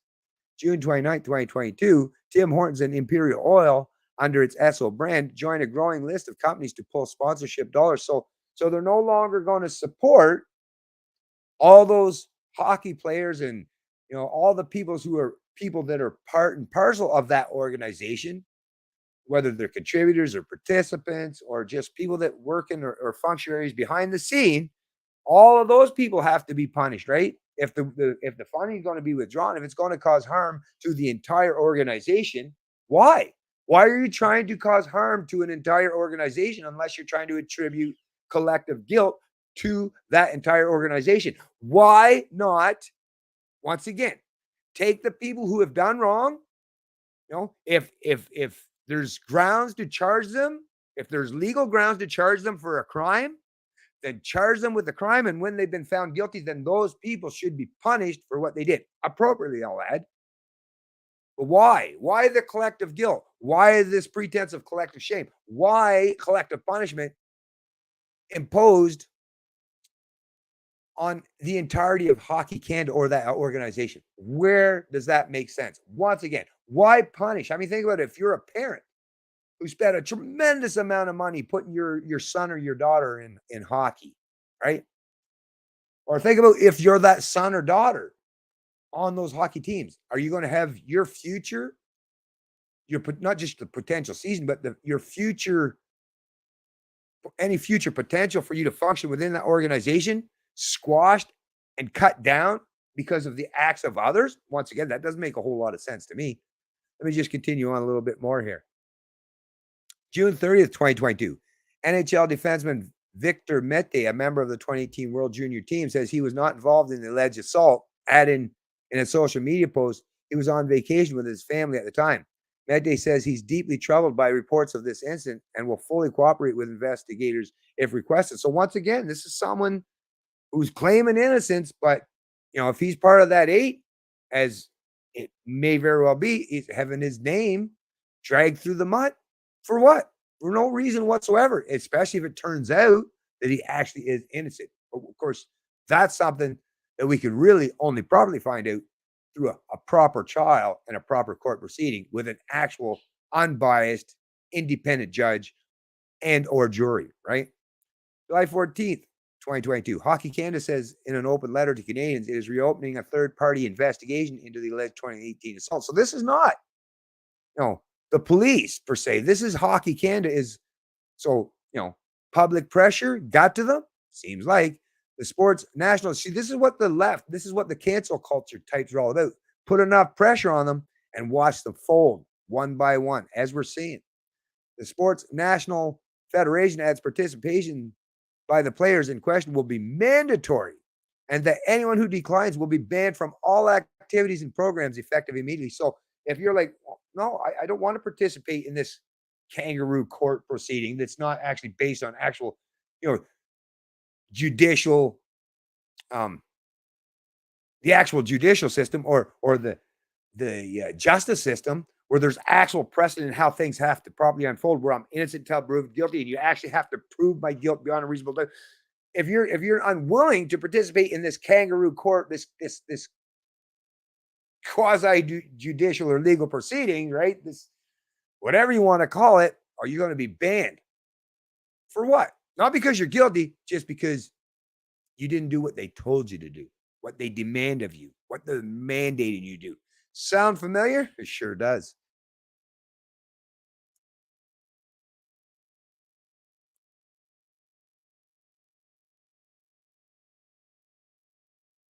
Hockey Canada says it now requires players, coaches, team staff, and volunteers associated with its high performance program to participate in mandatory sexual violence and consent training. Yeah.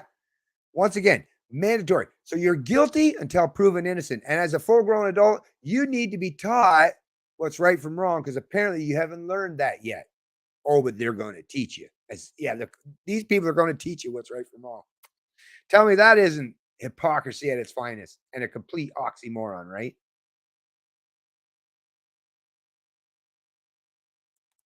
It will also conduct a full third-party review of the organization's governance, and it's committing to become a full signatory to the Office of the Integrity Commissioner, a new government agency with the power to independently investigate abuse complaints and levy sanctions. So a nice little end run around the judicial system, right?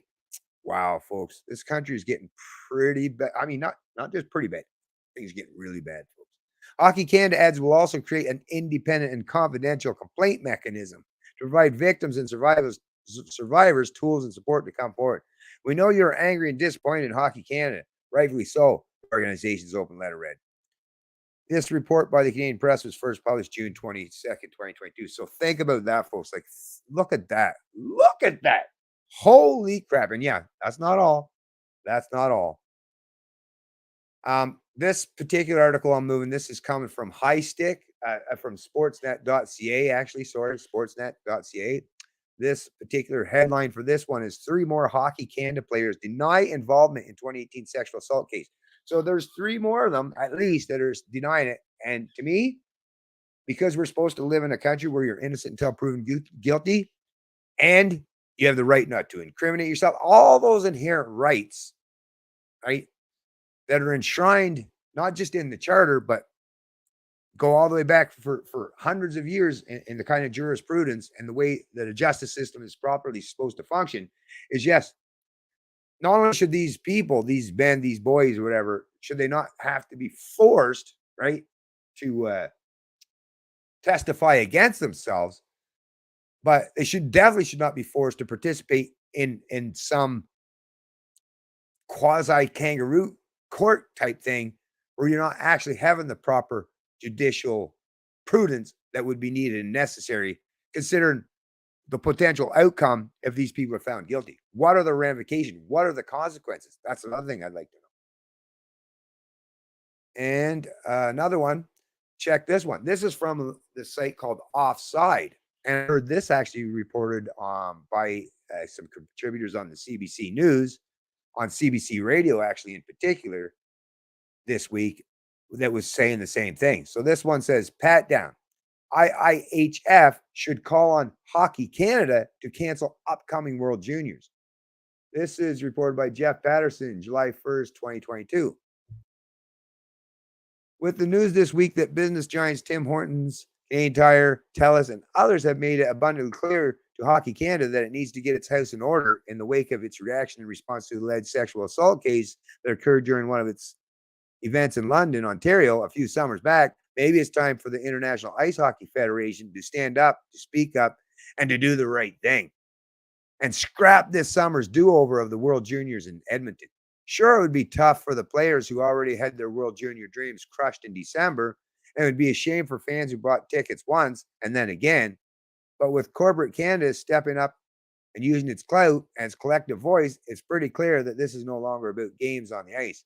This is about a much bigger story, that of cover-ups and backroom dealings, putting hockey above decency and using the vast sums of money events like the World Juniors bring in for Hockey Canada to settle up with a sexual assault victim and to buy silence while hoping the story just goes away. Don't tarnish the logo, just write a check and get on with the business of trying to win trophies. For years, that way of thinking somehow persisted. So think about that. So what this person and others all add are suggesting is, don't even just specifically go after or target the ones who are the alleged perpetrators, right? No, they're saying at this point in time, let's punish everyone and anyone who's involved with Hockey Canada and the World Juniors. Once again, now that's a pretty nasty way of doing things, isn't it? And trust me, folks, let me tell you, not all, but as a Gen Xer growing up, that seemed to be a major theme that I seen that was dominant among the boomer generation. That boomer cohort was collective punishment, collective guilt, and collective punishment. And you got to recognize and acknowledge that a lot of those very same boomers who are dominating all these spaces of authority and positions, who are not just implemented policies, but who represent the bureaucracy of all these organizations and entities. I'm telling you, folks, a lot of projecting is taking place. And no doubt because those people themselves done some very, very vile deeds themselves, have a lot of guilt themselves, and are trying to, like I say, spread that around. Oh, I do have one other one, and listen to this. Okay, why am I not hearing any sound here anymore? Hello? Test 1, 2. Actually, no, I think it should be all right. These boys are higher caliber and have seen many sluts.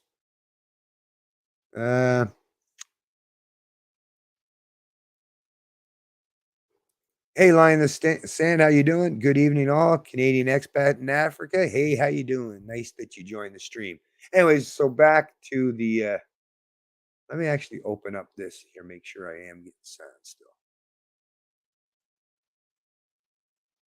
Just 1 second there, folks. Thank you, Diane. I'm starting to heal now. Oh, okay. So it's good. It's good. Actually, the stream's looking pretty good there. Excellent. So anyways, let me bring this up. I'm just going to bring this up on the stream because wow, where does, I mean, that's the thing. Think about it. Yeah. What would it be? Thousands, tens of thousands, maybe hundreds of thousands. Heck, for all I know, it could be millions of people that you could choose to interview, for subject matter such as this. But the establishment media, well, they have a way of picking certain people. And it always comes across as those, is it coincidence that it seems to always be the people they choose to interview when it comes to these topics are the very kind of people who are going to perpetrate the same kind of narrative or continue that same kind of narrative or parrot that same kind of narrative that the establishment media, are trying to put forth and present. Oh, yeah, very much. Anyways, let me just turn this on here 1 sec. Play this here. Brock McGillis is standing by. He was the first openly gay men's pro hockey player. He's also an advocate nowadays as well, among other things. Brock, good to see you. Your thoughts as we follow these hearings, some of the stunning stuff coming out of them. Hi, Todd. Thank you for having me. I'm not surprised. Because? This is hockey culture. This is what it has been. This is what I've been saying since 2016. So you hear that? This is hockey culture, right? So that's what the first words out of this guy's mouth is, this is hockey culture, right? What, gang raping? 8 guys, taking advantage of a helpless, apparently, or allegedly helpless young girl who's just so innocent. First of all, I know one thing. If I had a daughter, I guarantee my daughter would not be willing to. I think I would have done a much better job of raising my daughter so that she didn't place herself in those ridiculous positions where she would be willing to go up to a room with a bunch of drunken hockey players to begin with. I mean, being wise and astute enough to not place yourself. And once again, this isn't victim blaming. This is just being wise and astute. Like I say, just like myself, I'm a pretty strong guy. I can handle myself. I can defend myself fairly well, to be honest with you. But I'm not stupid enough to walk downtown Toronto late at night on Queen Street, right? Or downtown Chicago with, $100, a stack of $100 bills hanging out of my back pocket. I would kind of expect that there might be the potential somebody might rob me, right? Hello. A little personal responsibility definitely goes a long way. But no, it's not even the fact he's going to say, yes, those people, if, that's the other thing, if they did what they're being accused of doing, they're terrible. What they did was terrible. And they need to, be accountable for that. Justice has to prevail. And they need to be punished for their acts, right? Accordingly, minus. But no, it's not even that. No, it's hockey. And he didn't even say Hockey Canada. No, hockey. So I guess that includes NHL, OHL, Pee Wee, all these little leagues, whatever, right? To suggest, once again, to paint with such a broad brush, with such massive amount of collective guilt placed at the feet of, think about how many people are in that sport today. It's like, what are you talking about? I'm a good man, or I'm a good boy, or whatever. Think about, or girl, right? Think about it. But basically, no, it's the culture, man. It's the culture of hockey. And trust me, they're not just like, as you see, they're going after, the cancel culture type, the woke type, right? The ideologues, the progressives, right? The climate alarmists. I repeat myself, they're all the same people, basically, right? All preaching from the same book. They're just targeting anyone. Put it this way, they're just what it is. They're finding out who's going to line up with them, with their ideology. And if you're not going to get in line with the woke ideology, they're going to come after you. Rest assured. And it's not just going to be hockey. And it's not just going to be climate change. And it's not just going to be about COVID. No, trust me, they're going to expand that to just like, you got to keep in mind, first they came for the communists. I wasn't a communist, so I said nothing. Then they came for the capitalists. I wasn't a capitalist, so I said nothing. Eventually, when they come for you, how that saying goes, or how that expression goes is, well, who's going to be left to defend you? Because, yeah, eventually they will come for you. People who are this vengeful or this petty have this much disdain and hatred for the other, for people who they perceive as the other, or who they perceive or is labeling as the bad person or below them. Like I say, we've seen the perils, the dangers of that. And, yeah, they will not be happy with just going after, these few guys. Well, look at what they've been doing for the last, how many years have I been reporting on stuff like this? Does it look like it's slowing down?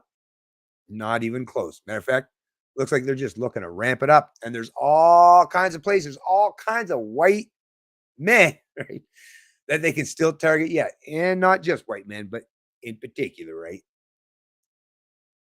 So anyways, I'll play a little bit more of this. And it needs a complete overhaul. It's interesting you say that because time and again we hear about this, Brock. The culture of silence, culture of cover up, just the toxic environment that goes on. These are things you no doubt experienced over the time that you were playing. And when it comes to Hockey Canada itself, what do you think needs to happen? Well, first and foremost, I think their attempts and their messaging, their action plan or lack thereof of an action plan is a testament to the fact that we need change. We need change at the board level. We need change in leadership, and we need to radically shift hockey culture. And what is Hockey Canada like? I mean, just for people who are not familiar, I mean, I hear, accusations, criticisms of it being kind of like an old boys club, and there's not a lot of diversity at all. And so how can they properly lead this organization into the future? Is that accurate? Are those fair criticisms? From my experience, it is. I mean, I've gone. So, anyways, I'll save you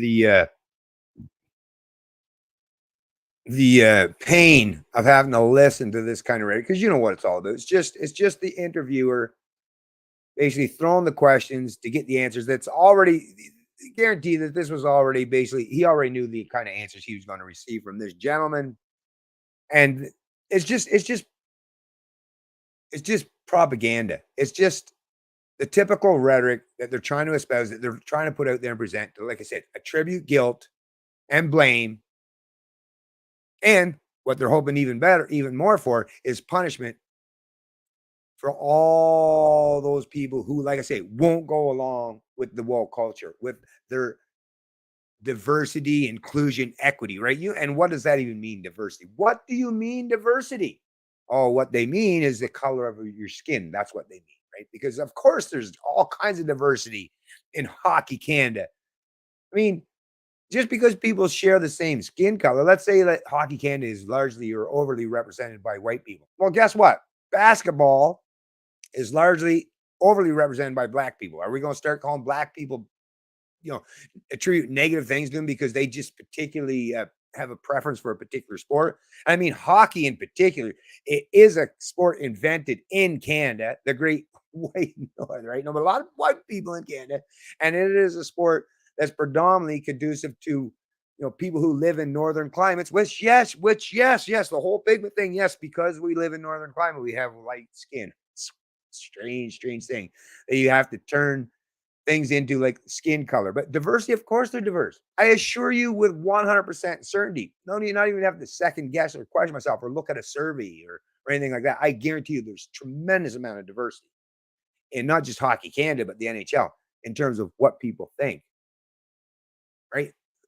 They are, how they represent themselves, their backgrounds, their histories, their thought processes, their preferences, all kinds of diversity. I assure you that. But what they're really trying to say here is just too many white people, right?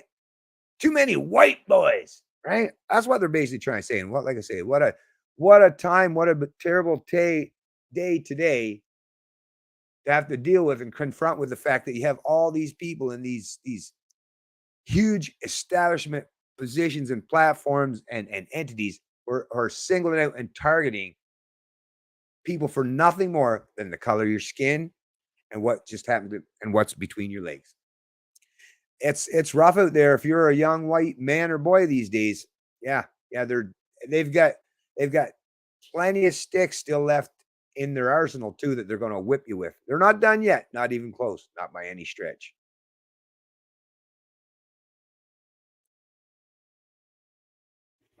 Okay, so now that we got that done, you get the hockey thing. So yeah, I think we've covered the hockey thing there. But as I said, folks, a lot of collective guilt. Now listen to this. Like I say, they're not done yet. When this hockey thing is over, look what's the potential for coming next, or at least it looks like they're leading up to that. Let me bring this on the screen here for you folks so you can see. Okay.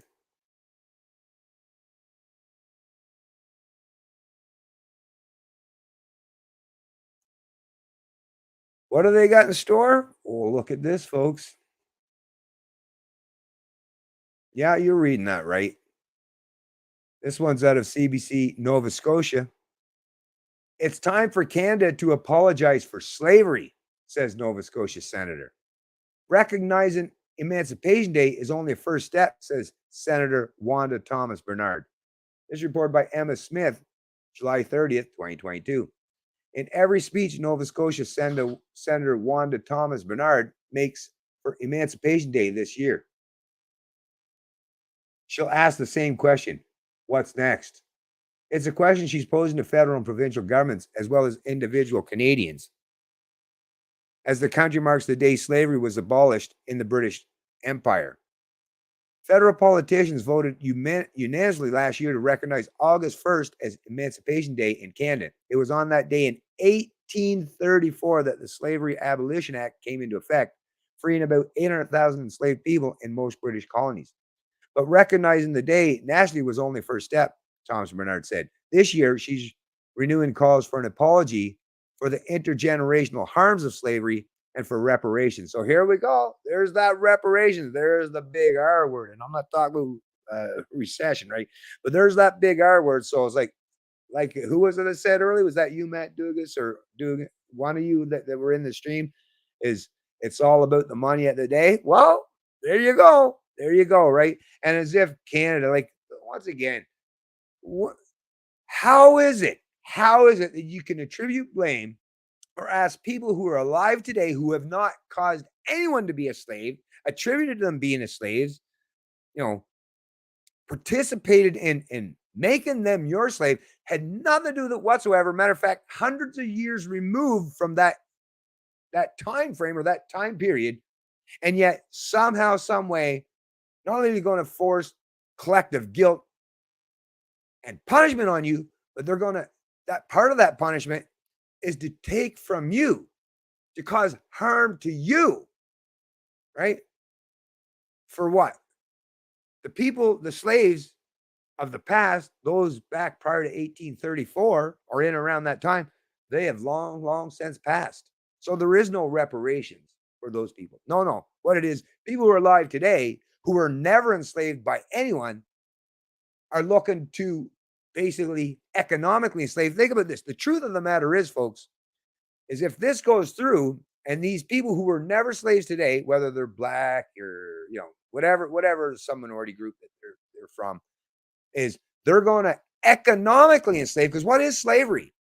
But the taking against the person's will, the fruits of their labor. That is what slavery is. By forcing people to work and taking the fruits of their labor against their will. Well, what do you think it would be if you take, let's say, someone like myself who is a working man? I never had a slave ever in my life. But if I'm forced to pay reparations because I'm one of those people alive today, or my kids or future generations, because of the amount of time it takes for all this to take place, whoever ends up paying, you are enslaving them to help people out who weren't actually enslaved. Well, except actually the people who are alive today are enslaved to a degree. We all are, but it's by the state, not by me, not by any private individual, but by the state itself. So yeah, once again, that even attributes to that projection. Of course, if you're a statist, you already have guilt. Of course you have a guilty conscience because your job, your position is to economically enslave millions and millions of people, or at least play some small part or role in the economic enslavement of millions of people. And the unborn might have pointed that. Not even just those who are alive today, but the state economically enslaves entire generations and people who are yet to be born. How immoral, how unethical, how disgusting is that? But yet they want, people like you or I, those who actually work for a living, who actually are economically enslaved ourselves, but they want to economically enslave us even further and cause us even further hardships, to pay reparations for people who have long since passed and give them to what? Someone who claims some, percentage of blood in their stream that happens to align with someone in the past, right? A little piece of their DNA somehow, and that's enough to what? You're going to force me to pay? So like I say, this kind of collective guilt, this kind of collective punishment, well, it's so vile, it's so detrimental, and it's devastating. And not just for the white people, but think about anyone. I mean, to suggest that these people are just helpless victims on their own, that alone is that's pretty detrimental itself. The apology for the historic harm is really, really important. It also would signal to African Canadians a recognition that our presence and our contributions and the harms that we've experienced over the years, that there's some ownership, there's some responsibility taken for that, she told CBC Radio's Main Street this week. In July, the federal government apologized to the descendants of the number 2 construction battalion for the systemic anti-black racism they faced during the First World War. Thomas Bernard spoke at the historic event in Truro about the history of slavery and how after it was officially abolished, anti-black racism took root in this country. So once again, this is the thing. It was state actors. Obviously, it was the state itself that would have implemented this kind of systemic racism towards this number 2 construction battalion, right? Towards these black people, the state themselves. So why the hell should I or you or anyone else in this country be forced to pay for them? There were people that were in positions of power at whatever particular time. World War I, well, can't be that hard to find out who was the premier, who was the who was the part of the bureaucracy, who was part of the state, who was part of government at that time, and attribute the blame to them. Make them pay. Well, if they're alive yet today, right? If they're still alive today, because World War I, that's quite a while ago, right? So they might not even be alive today. But there are people that you could no doubt attribute blame to for causing harms, but you're not going to get the reparations from them now, are you? So no, you're going to look to some other people, some other victims. You're going to make other people victims to try to make yourself whole. Once again, that's just vile. It's disgusting. See what else we got here. I think.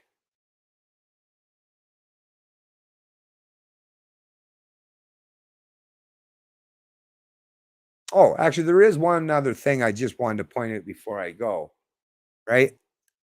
Let me just bring this up. I had a few other things I wanted to cover, but I'm actually going to get ready. I'm going on 2 hours here, so I'm going to get ready to tie up the stream. But I did want to include this because sometimes when propaganda speak, it's wise and prudent, which is why people always say, why do you listen to CBC? Why do you listen to CTV? Why do you?